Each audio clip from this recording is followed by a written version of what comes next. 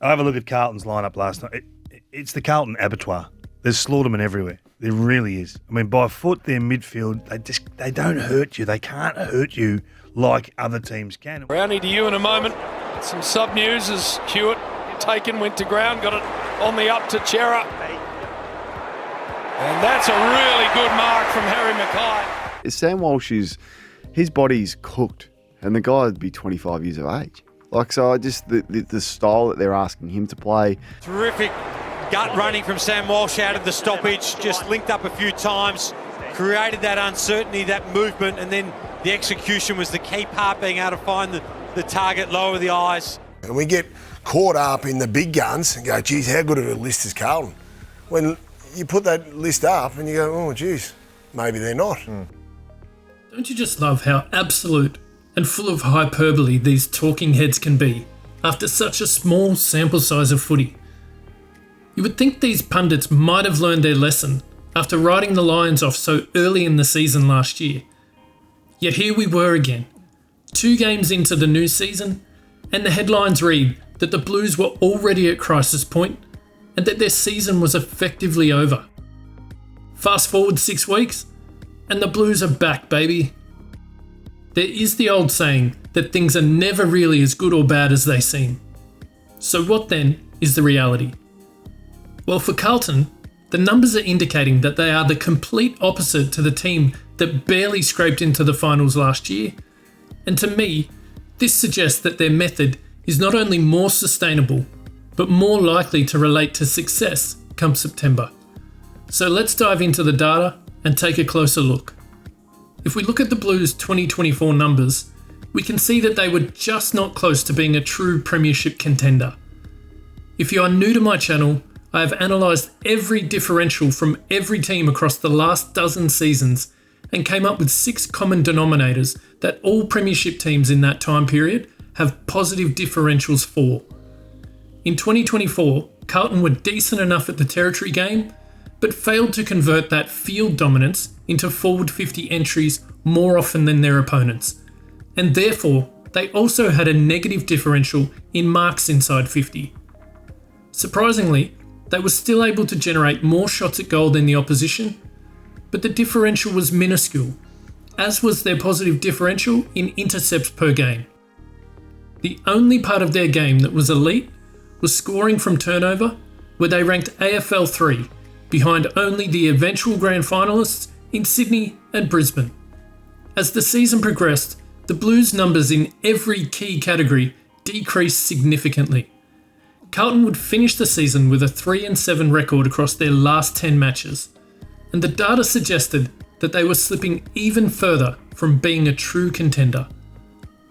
If we turn to their attacking and defensive numbers, we can see that the Blues were a much better offensive unit than they were defensively, ranking a solid 5th for points per game with 92, but it was their efficiency going forward that really jumped off the page.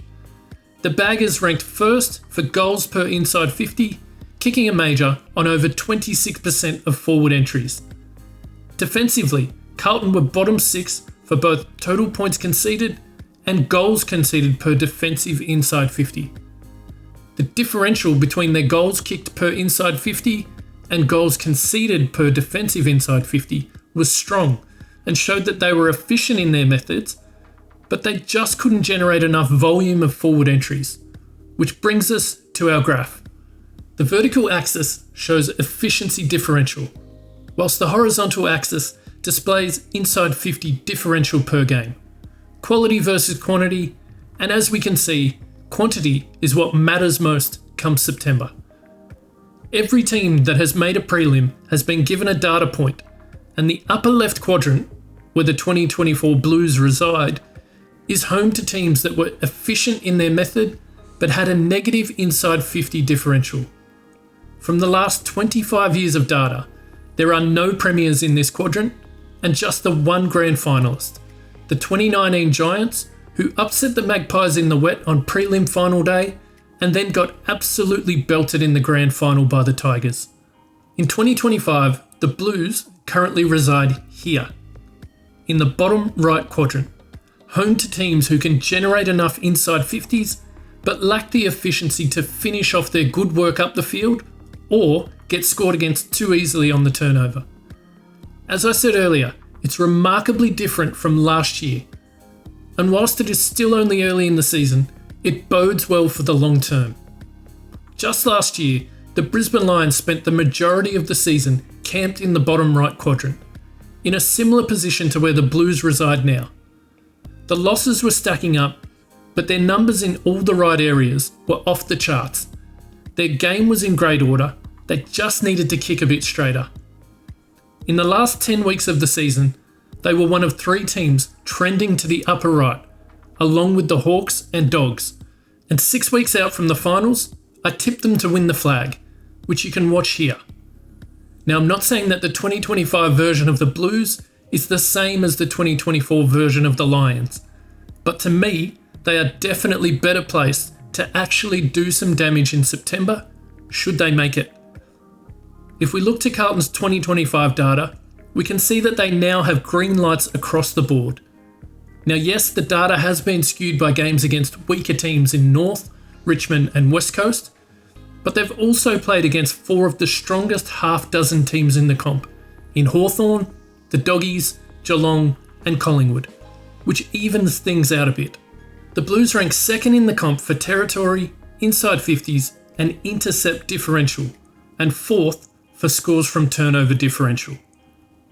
Now, remember when I said that Carlton's numbers could not be any more different from last year?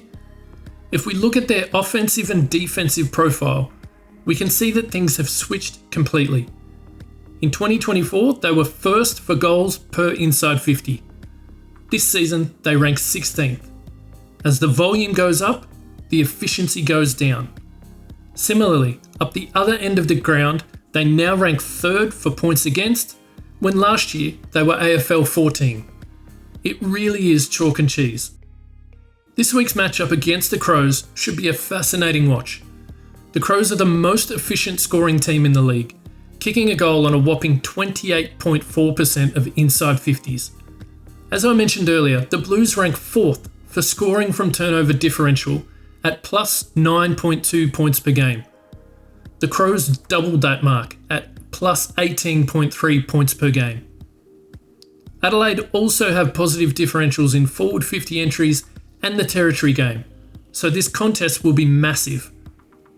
The Blues weren't as bad as many have suggested in close losses to the Dogs, Hawks and Pies. They got their season on track by thrashing the Eagles and Kangas and carried that form into a great win against the Cats. Can they double down and get it done this week? In order to be a great team, a side has to go on the road and get it done against good opposition. The Pies did it against the Lions a few weeks ago, the Dogs did it against the Giants last weekend, and it's time for the Blue Baggers to show us what they are made of. And regardless of the result, Carlton fans, remember not to pay too much attention to the talking heads. It's never as good or bad as it seems. As always, thanks for watching, and if you haven't already, please be sure to like and subscribe, and we'll see you next time.